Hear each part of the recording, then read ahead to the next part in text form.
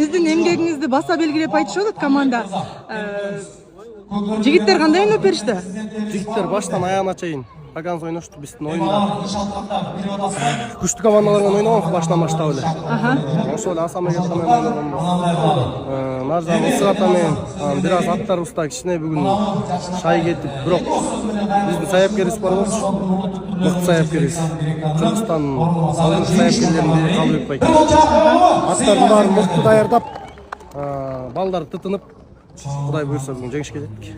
Жакшы, анан Шахтер командасы бир оюн пропускать этти да, силер болсо көбүрөөк ойнодуңар. Шахтердун аттары, жигиттери кандай ойноп берди? Шахтердин жигиттери да мыкты жигиттер, балбан жигиттер көп болчу бuyakta.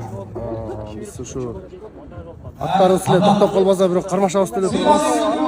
Бизден баягы чыккандан кийин утулганга да даяр болуш керек, утулганга да даяр болуш керек. Кудайдын буйругу экен, балдардын аракети менен жеңишке жеттик. Жигиттер сиздин тактика менен тактиканы такып карыштыбы? Жок, балдар мен коюп берген тактика менен башынан аягына чейин мен кандай десем ошондой ойношту. Кимди киргизсем ошол кирип, кимди чыгарсам ошол чыгып атышты. Балдардын ойногонуна купулуңуз толдубу? Аябай толду. Жеңишиңиздер куту болсун анда.